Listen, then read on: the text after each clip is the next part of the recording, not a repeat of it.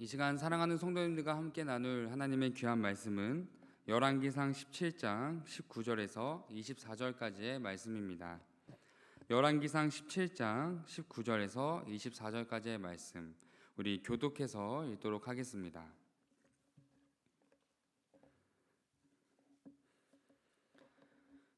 제가 먼저 읽도록 하겠습니다. 엘리야가 그에게 그의 아들을 달라 하여 그를 그 여인의 품에서 받아 안고 자기가 거처하는 다락에 올라가서 자기 침상에 누이고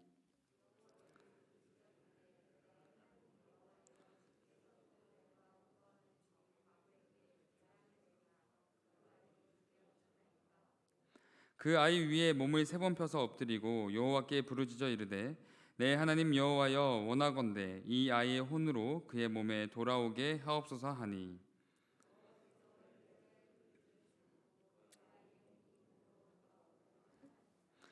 엘리야가 그 아이를 안고 다락에서 방으로 내려가서 그의 어머니에게 주며 이르되 보라 내 아들이 살아났느니라. 다 같이 읽겠습니다. 여인이 엘리야에게 이르되 내가 이제야 당신은 하나님의 사람이시오 당신의 입에 있는 여호와의 말씀이 진실한 줄 아노라 하니라. 아멘. 이 시간 하나님의 말씀을 사모하며 예배 자리에 나오신 성도님들을 환영하고 축복합니다. 오늘 말씀을 통해 주시는 하나님의 은혜와 사랑을 깊이 경험하는 귀한 시간 되기를 간절히 소망합니다. 사랑하는 성도 여러분, 우리가 성경을 읽다 보면 같은 본문 말씀을 읽어도 각자에게 다가오는 본문의 은혜가 다를 때가 있고 또 본문에 등장하는 여러 인물들 중에 내가 특별히 더 깊이 공감이 되거나 내 삶의 위로와 도전을 주는 성경 인물들이 있을 것입니다. 특히 오늘 본문에 등장하는 사르밧 과부의 이야기는 우리가 너무나 잘 알다시피 내 삶이 아무리 어렵고 힘든 환경을 마주할지라도 그럼에도 불구하고 믿음으로 나아가야 함을 우리에게 알려주는 너무나 귀한 말씀입니다. 그래서 저는 이 본문 말씀을 묵상할 때마다 본문의 주인공인 사르밧 과부의 입장에서 참 많은 위로와 도전을 받곤 했습니다. 그런데 어느 날 이 본문의 말씀을 다시 한번 묵상할 계기가 되어서 묵상을 하고 있는데 이제껏 사르밧 과부가 본문의 핵심 주인공이라고 생각했던 저에게 사르밧 과부가 아닌 엘리야 선지자에 대한 모습이 보이게 되었고 그래서 오늘 본문을 다시 깊이 묵상하게 되었습니다. 따라서 이 시간 엘리야 선지자의 입장에서 바라보는 사르밧 과부의 사건과 그 안에서 우리에게 주는 신앙의 교훈과 위로가 무엇이며 이 땅에서 믿음으로 살아간다는 것이 과연 어떠한 의미인지를 엘리야 선지자를 통해 자세히 살펴보도록 하겠습니다. 먼저 믿음으로 산다는 것은 하나님의 말씀 앞에 겸손히 귀를 기울이며 담대하게 순종하는 것입니다. 본문 8절과 9절의 말씀입니다. 여호와의 말씀이 엘리야에게 임하여 이르시되 너는 일어나 시돈에 속한 사르밧으로 가서 거기 머물라 내가 그곳 과부에게 명령하여 내게 음식을 주게 하였느니라.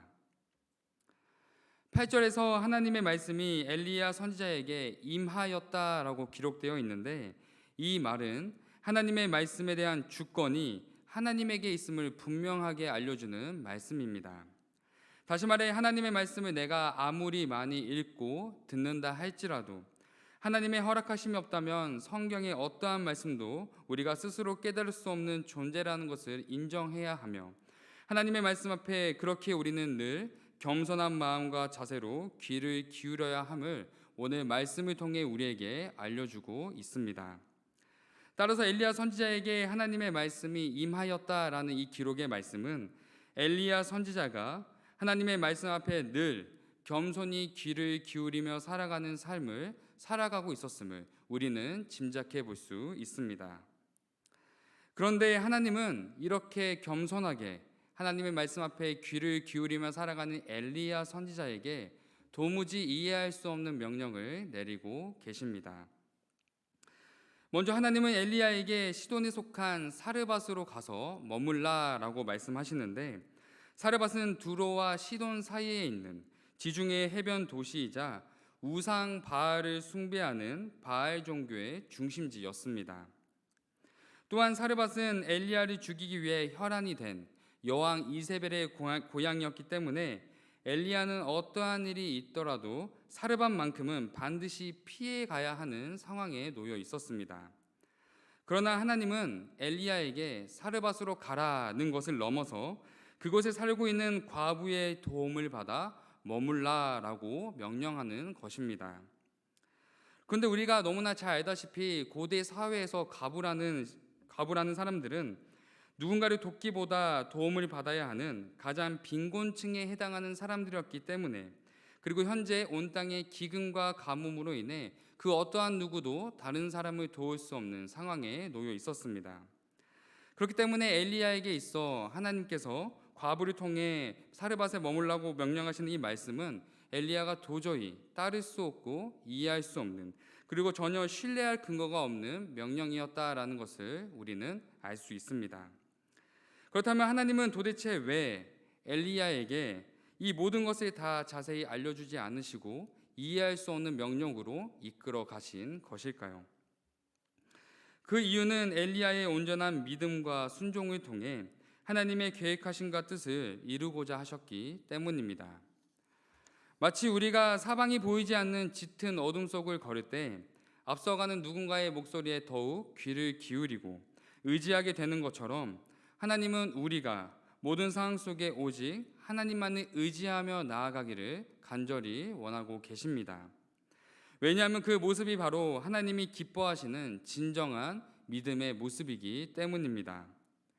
그래서 이 모든 사실을 알았던 엘리야는 하나님의 이 이해할 수 없는 명령 앞에 이렇게 반응합니다.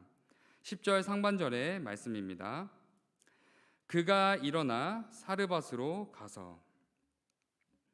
엘리야는 하나님의 말씀에 일어났고 걸어가는 두 가지 반응을 보여주고 있는데, 엘리야의 이 반응은 하나님의 말씀에 대한 올바른 믿음의 자세에 대해 보여주고 있습니다. 먼저 엘리야는 하나님의 말씀을 듣고 자신의 익숙한 환경과 상황에서 일어나는데, 이 반응은 자신의 경험, 생각, 판단, 누리고 있는 모든 것에서 벗어나는 것을 의미하고 있습니다. 그리고 자리에서 일어난 엘리야는 곧장 하나님의 명령에 따라 사르밧으로 걸어가는데, 이 모습은 하나님의 말씀에 즉각적인 순종과 실천을 행하는 모습을 보여주고 있습니다. 그러므로 믿음으로 살아간다는 것은 내가 누리고 있던 익숙한 환경과 상황, 나의 생각과 판단을 내려놓고 일어나는 것이며, 오직 하나님의 말씀을 의지하며 담대히 순종하며 나아가는 것입니다. 저는 저번 주 주일 예배 후에 아내에게서 급한 연락을 받게 되었습니다. 급한 연락의 내용이 무엇이었냐면, 자동차 타이어에 펑크가 나서 교회 주차장에서 움직이지 못하고 있다라는 연락이었습니다. 그래서 차에 가보니 정말 타이어에 바람 하나 남지 않고 다 빠진 상태였고, 만약 이 상태로 조금만 더 차를 운전했더라면 정말 위험했을 상황이었습니다. 그래서 보험을 부른 후에 정비소로 가서 타이어를 점검해 보니 타이어의 상태가 너무 오래되고 손상이 심해 타이어를 수리하는 게 아니라 교체하는 게 좋겠다라는 말을 듣게 되었고, 결국 타이어 전부를 교체하게 되었습니다. 그런데 사실 저는 이 일이 있기 몇 달 전부터 아버지에게 계속해서 타이어 점검을 받으라는 말을 들었지만, 타는데 전혀 이상이 없으니까, 그리고 내 눈에 보기엔 잘 굴러가니까 이렇게 스스로 생각하고 판단하며 타이어 점검을 계속 미루게 되었고, 그 결과 타이어 펑크라는 위험한 상황을 마주하게 되었습니다. 그리고 그제서야 저는 아버지의 말을 듣고도 실천하지 않았던 제 모습을 돌아보며 후회하게 됐습니다. 사랑하는 성도 여러분, 이처럼 믿음으로 살아가는 것은 하나님의 말씀을 듣는 것을 넘어서서 내가 즉시 하나님 말씀 앞에 믿음으로 순종하며 실천으로 나아가야 하는 것입니다. 왜냐하면 하나님은 나보다 나를 더 잘 아시며 나를 향한 하나님의 놀라운 계획과 뜻 아래 우리를 끊임없이 이끌어가고 계시기 때문입니다. 그러므로 우리는 하나님의 말씀 앞에 늘 겸손히 귀를 기울이되 담대하게 즉각적인 순종의 자세로 살아가야만 합니다.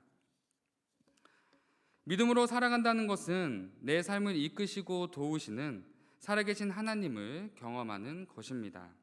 10절과 11절의 말씀 교독해서 읽겠습니다. 그가 일어나 사르밧으로 가서 성문에 이를 때 한 과부가 그곳에서 나뭇가지를 줍는지라. 이에 불러 이르되 청하건대 그릇에 물을 조금 가져다가 내가 마시게 하라.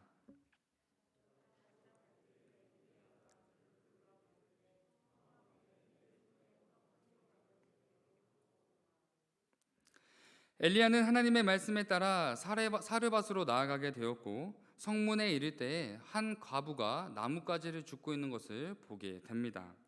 그런데 엘리야는 성문에서 마주한 과부를 보는 순간 하나님이 말씀하시고 예비하신 사람이라는 것을 단번에 깨닫게 됩니다. 왜냐하면 엘리야는 사르밧으로 이동하는 긴 여정 속에 자신에게 말씀하셨던 하나님의 약속과 말씀을 계속해서 기억하였고 믿음을 통해 일하시는 하나님의 도우심의 손길을 기대하며 신뢰했기 때문입니다.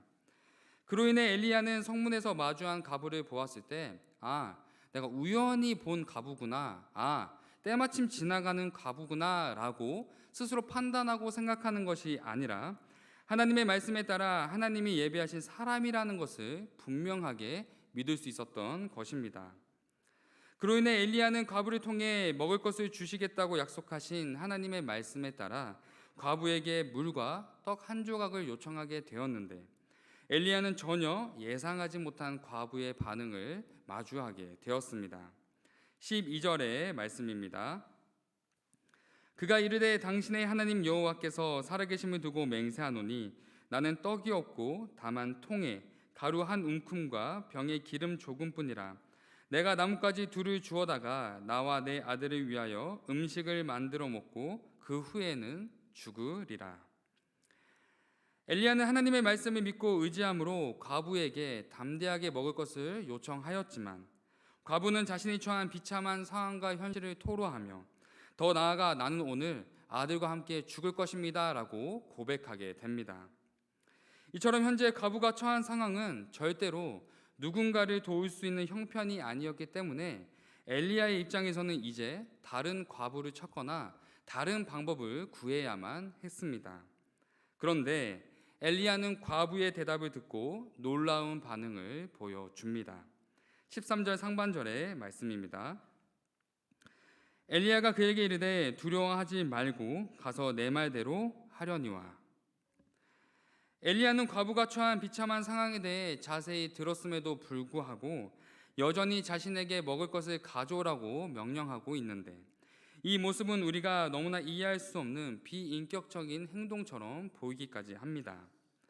그러나 엘리야가 과부에게 이렇게 말할 수 있었던 결정적인 이유는 자신도 동일한 상황 속에 하나님의 도우심과 이끄심을 경험했기 때문입니다. 12절에서 과부는 하나님 여호와께서 살아계심을 두고 맹세한다라는 말을 통해 고백을 시작하는데 이 고백은 본문 1절에서 엘리야가 아합 왕 앞에서 맹세했던 동일한 고백의 내용이었습니다.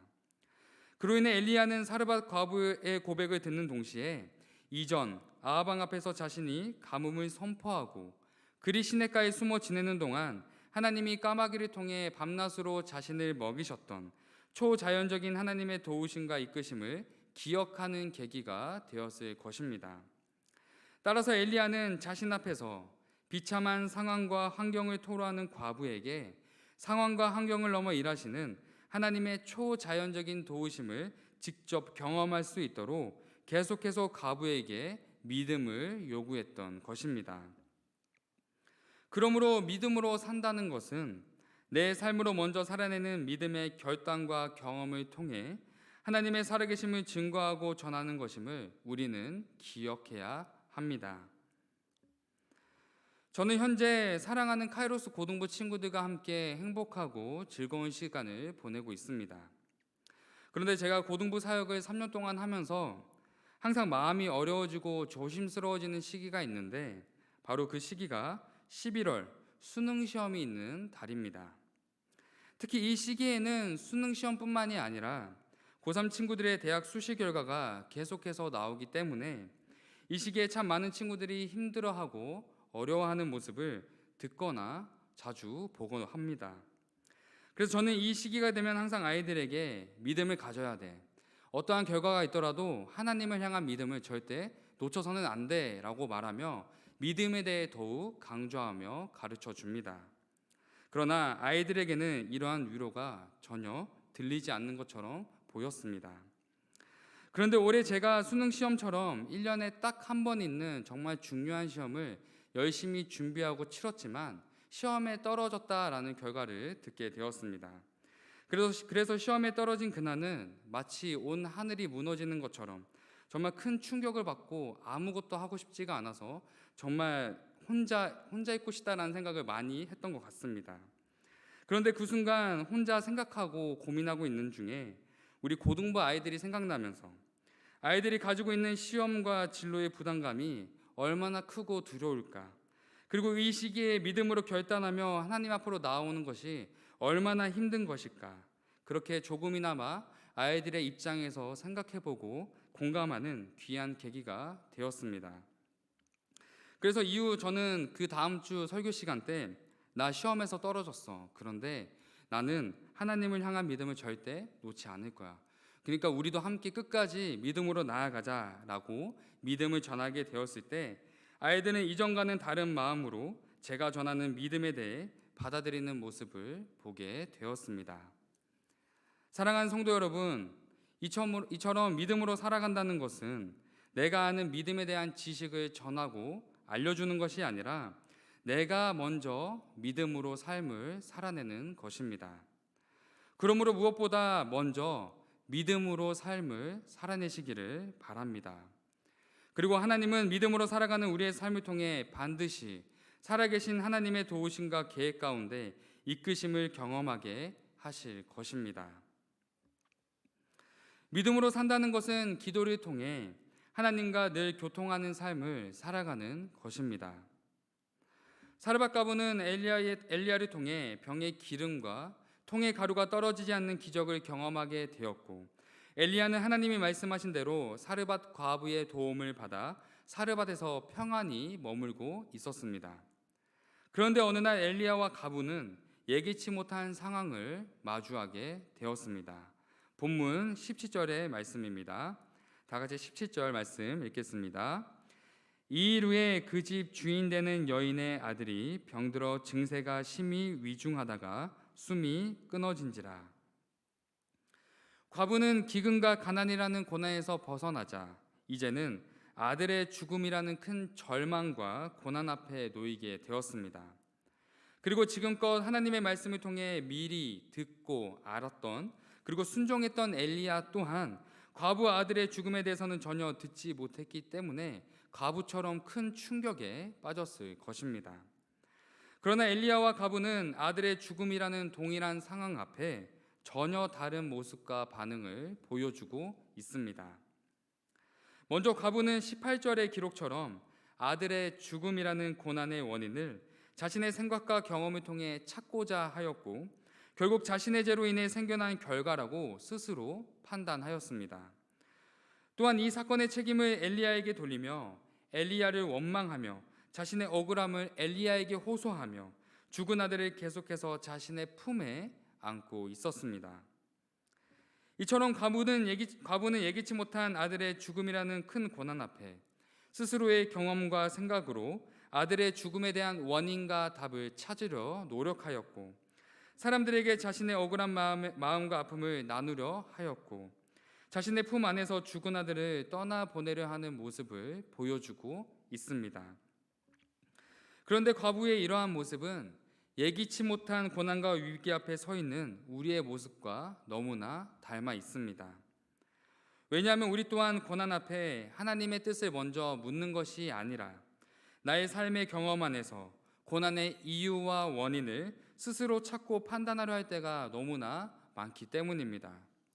그로 인해 우리는 고난 속에 하나님의 뜻을 내 생각대로 함부로 판단하거나 나를 향한 하나님의 마음과 사랑을 의심하고 오해하며 살아가고 있을지도 모릅니다. 그러므로 우리는 고난 앞에 나의 경험, 판단, 방법이 앞서지 않도록 늘 마음과 생각을 점검하고 돌아보아야 합니다. 그렇다면 우리는 고난 앞에서 어떻게 반응해야 할까요? 19절부터 21절까지의 말씀 교독해서 읽겠습니다. 제가 먼저 읽겠습니다. 엘리야가 그에게 그의 아들을 달라 하여 그를 그 여인의 품에서 받아 안고 자기가 거처하는 다락에 올라가서 자기 침상에 누이고.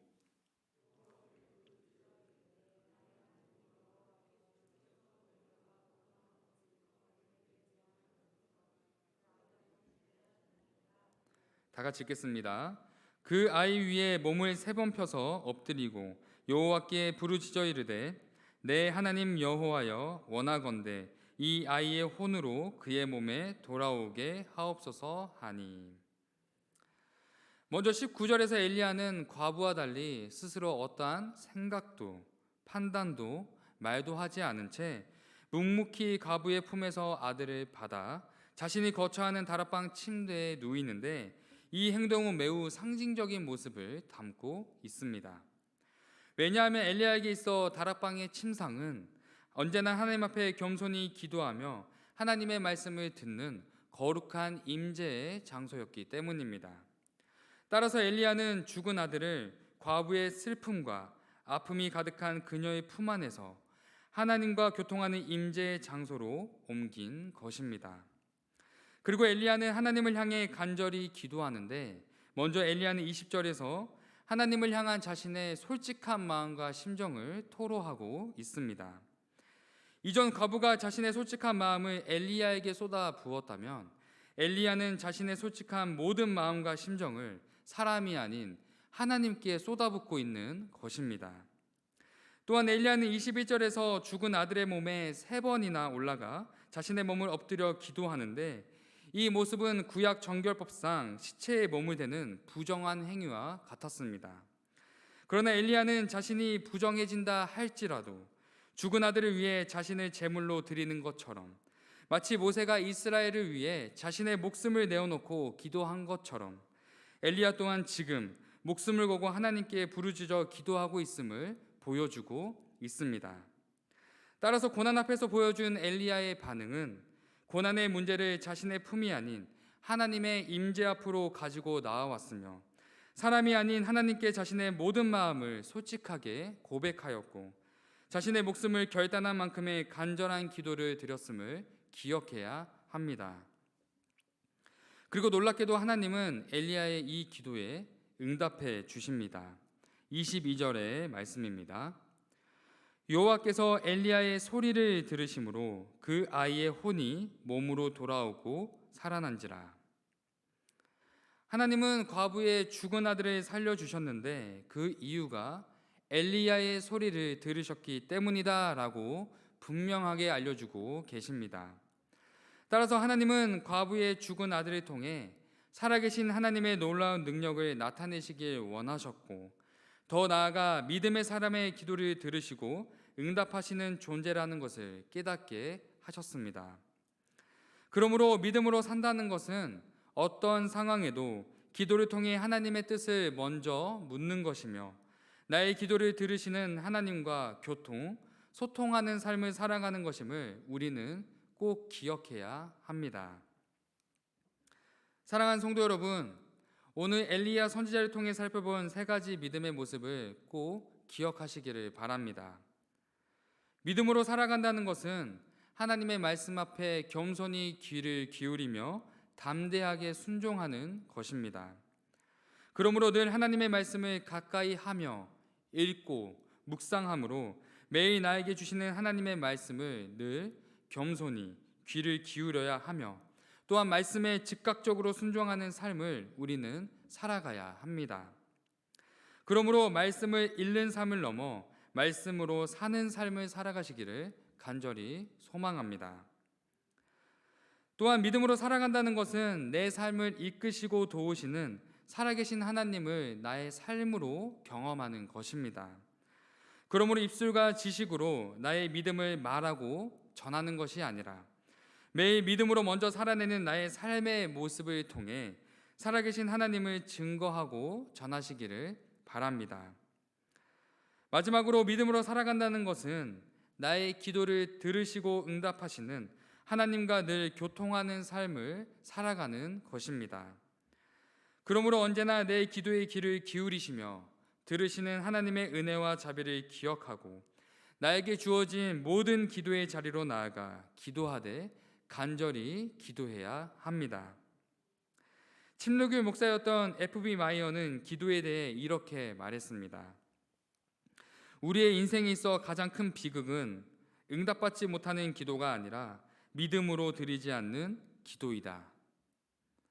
사랑하는 성도 여러분, 우리에게 주어진 삶의 모든 자리에서 믿음으로 담대하게 나아가시기를 소망합니다. 또한 하나님과 교통하는 기도 속에 언제나 하나님과 동행하는 삶을 살아가시는 귀한 믿음의 사람이 되시기를 간절히 소망합니다. 그리고 그러한 삶을 통해 내 주변과 내 이웃과 나와 함께하는 모든 사람들에게 살아계신 하나님을 증거하는 귀한 믿음의 사람, 믿음의 통로로 살아가시기를 예수님의 이름으로 소망하며 축복합니다.